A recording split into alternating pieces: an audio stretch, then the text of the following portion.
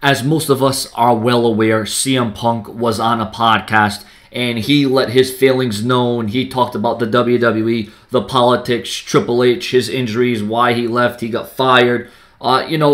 Everything that we've been wanting to hear, everything that we've been wanting to believe, everything is now out in the open for CM Punk. Now, for those of you who have followed and subscribed and watched Sean's View Entertainment, you know that ever since CM Punk walked out on the WWE, whether it was real, whether it was a rumor, whether it was speculation made up, whatever the update was about CM Punk, whatever it was, I brought it to your attention. And once again, as many people know, I'm not the biggest CM Punk fan, but I do respect what CM Punk has done, his trials, his contributions, and everything that CM Punk has, carved a name for himself in the world of professional wrestling. That's why I gave you every piece of update or rumor or headline that came about CM Punk, because you all cared about CM Punk and you cared to hear my opinion in the updates.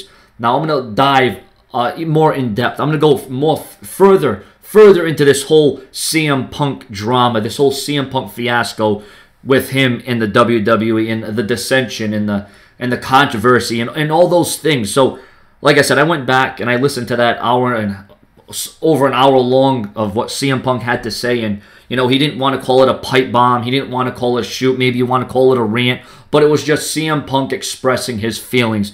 Well, once again, I went back and I listened to that, and I just have some things to say. Now, some things, I'm going to get a lot of heat for it. Some things you're going to agree with me. Some things you're not going to agree with me, but it's all about an opinion, and I would appreciate if you didn't send me death threats because I said something that you didn't agree with. So without further ado, I'm going to break down, not everything he said, because, my God, I would be here all day long. But I'm just going to go and dig a little bit further into this and give a little bit more of my views and my opinions of the entire situation.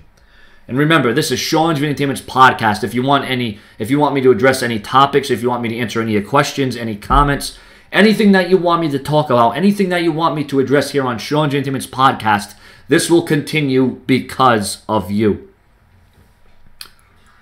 Now, first of all, there are two sides to every story, okay? There are two sides to every coin. We heard CM Punk's side. Now, some have said that we've heard WWE's side, but we have not heard the complete story from WWE's end. And even then, where is the proof?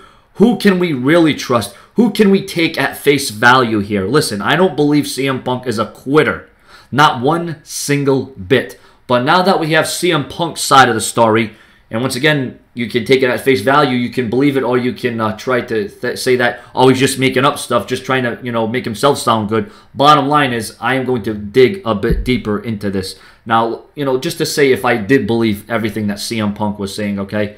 I do agree with some of what CM Punk said. I do agree with some of what he was saying, if everything he said was accurate, okay? And if I do side with him, if what he said was honest and 100% correct, okay, we're looking at this from that scenario. So just bear with me.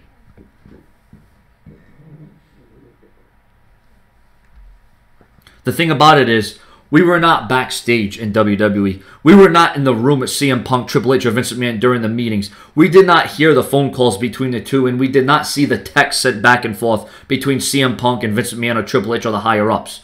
For all we know, CM Punk could be lying, and when WWE reacts to this, they could also be covering their own ass. Once again, I don't really want to try to stick up for WWE or CM Punk. I'm trying to play devil's advocate, but then again, I'm just trying to see it from both sides. Once again, we don't really have the complete side from WWE just yet. So you might want to take everything I'm talking about with a grain of salt, okay? However, once again, I went back and I listened to what CM Punk stated in the podcast, and he went on to say that money isn't everything to him. But yet, for the majority of the interview, he kept complaining that he wasn't paid enough or that he wasn't paid at all. Now, I'm not justifying that the WWE didn't pay him, but yet CM Punk wanted the same money, he wanted the same payday as The Rock, John Cena, Triple H, Brock Lesnar, and others. But CM Punk claims that money is not a big deal during this podcast. I don't get it. I don't understand that logic at all. To me, CM Punk sounds he's a bit of a hypocrite in that sense. Once again, I know this is where I'm going to probably catch some heat, a lot of hate, but that's fine. Just don't send in the death threats. Now, I understand that CM Punk was beaten down. He was battered. He was sore. He was bruised. He was sick. He was battling a staph infection, but CM Punk knew exactly what he was signing up for. CM Punk knows the monster of the WWE. He knows that his body was about to be tested to lengths that he never imagined. Does CM Punk realize how sick, injured, and hurt John Cena is when he goes in there night in and night out? No excuses. He goes in that ring and he performs. Sure, he's not a better wrestler than CM Punk is, but he still goes in there nonetheless and he busts his ass and he carries the WWE on his shoulders. And yes, I heard during this entire podcast how CM Punk was one of the only men to outsell John Cena in WWE merchandise. Well, that only lasted for a short period of time.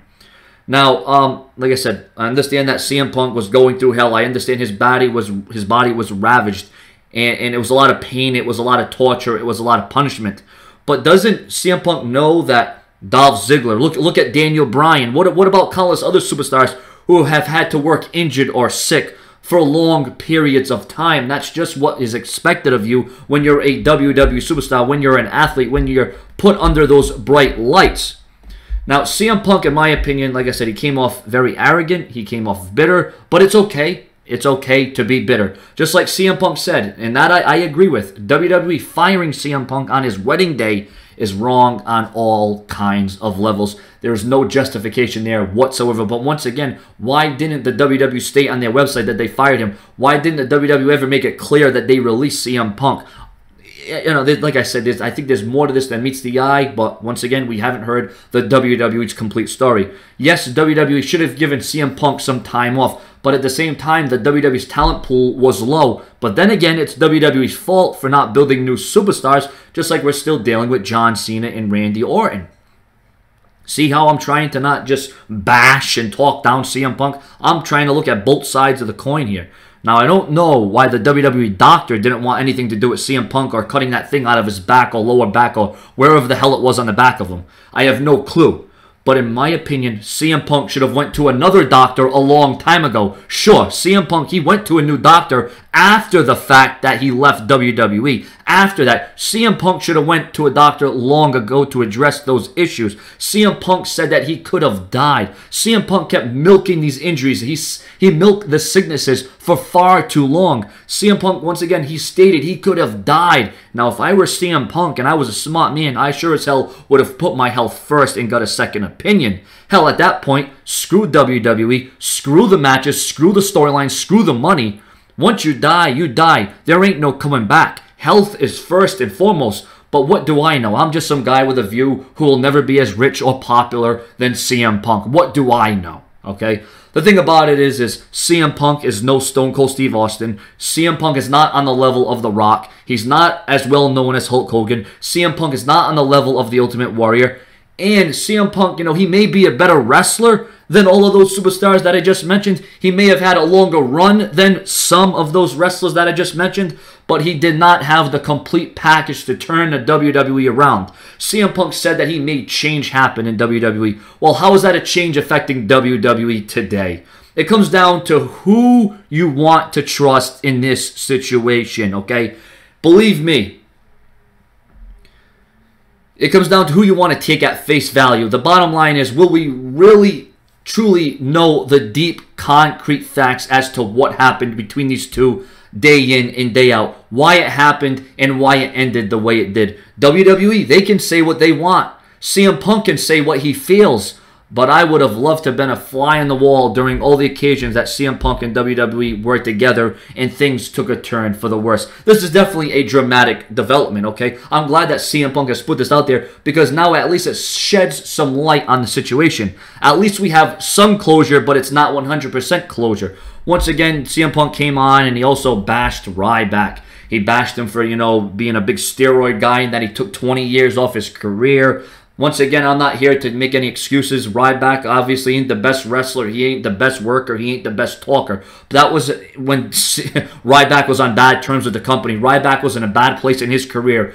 Now, I don't know if you want to call it a burial or whatnot, but CM Punk pretty much trashed Rybak. And for that, at that time, Rybak deserved it. Rybak even said, I'm stupid. He said it right out. He was a man. Hey, even as dumb as it might seem or as stupid as he might look saying it, Rybak admitted that he was stupid. It was a dumb move. You know, and at that point, yeah, what else is CM Punk going to do? What is CM Punk going to say? But that was when Rybak was in a dark place. But CM Punk was also in a dark place at that time because things were not adding up. Things were not working out for him. So, you know, it just makes for a bad working relationship. You know, CM Punk's work rate, I will never question his work rate. I will not question his matches. CM Punk did put on the match of a lifetime with The Undertaker at WrestleMania. That should have been the main event. But no, CM Punk should not be paid the same money as The Rock, Stone Cold, or The Ultimate Warrior, or Hulk Hogan, or any of those guys, because he's just not on the level of those guys. Once again, you can be the best wrestler in the world. You can have the best mic skills in the world. But the bottom line is you could have the overall complete package. And of course, we know how the WWE likes the big guys, the strong guys, the guys that are in phenomenal condition, phenomenal shape.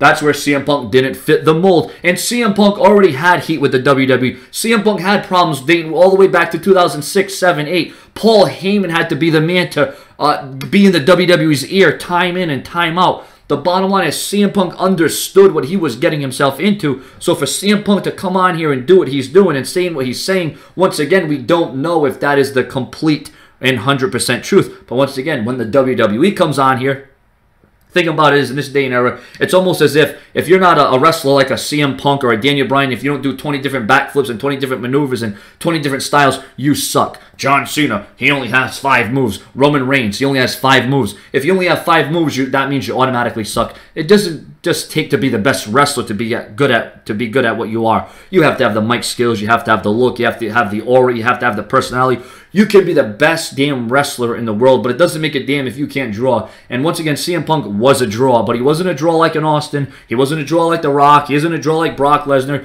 Neither is John Cena. Neither is John Cena. You know, everyone says, oh, the WWE lost all these ratings and all these buys. They lost all this because of John Cena. You place the blame on John Cena, but yet you fail to realize that the reason why WWE is where they're at right now is because they have failed to create new talent, is because Austin left, The Rock left, and now they have these guys coming in as part-timers. They're investing all this money into Brock Lesnar, but yet you want to come on here and blame John Cena, but I digress. The bottom line is CM Punk faced rough times, but so has every top WWE performer. Hulk Hogan, The Ultimate Warrior, The Rock, Stone Cold, they have all faced sicknesses. They have all faced injuries. So for CM Punk to come on here and say, well, it's not about the money, but yet he wants the same money. He wants the same payday. And once again, I know that WWE can be harsh. Okay, I know that WWE can be ass backwards. And that's, once again, that's the beast of the business. It's not fair. WWE is not fair to a lot of competitors. And you know what? Once again, I don't even agree with the fact that, okay, they didn't pay CM Punk. They didn't give him that royalty check. And then the whole thing about the WWE Network. How are these superstars going to be compensated? How are they going to get their pay-per-view bonuses? In my opinion, CM Punk should have probably left after WrestleMania 29. If things were that bad at that time, he should have left already. CM Punk has enough money. Obviously, it seems like he has enough money to the point where he doesn't even have to wrestle anymore. CM Punk has went on record to say that he doesn't want anything to do with the WWE. He doesn't want to have anything to do with wrestling. He is not going to go to TNA. He isn't going to work for ROH. He isn't going to appear at any other wrestling organization. But Bret Hart said the same thing. And all these years later, after all the bitterness, after all the controversy, after all the speculation, Bret Hart returned and mended the fences. Now, some say that this situation is actually worse than the Montreal Screwjob. Now, I wouldn't go that far, but I would say it is definitely intense, it's volatile, and it's controversial. But once again, who am I? I'm just some guy that comes on here, some guy from Massachusetts who's coming on here and giving my view of the circumstances and the situation and everything that led up to this. Now, once again, this could go on a lot longer, but for now, I'm just going to give my view on this, and that's what I said. I've laid it all out for you. I want your comments. I want your opinions. And remember, if you want the Sean's View Entertainment podcast to continue, submit your requests for comments, topics, questions, messages, and I will address it and I will bring it up. This podcast, all right, relies on you. If you want this to continue, make sure to like the video, subscribe, and share this video all over the entire internet. Subscribe.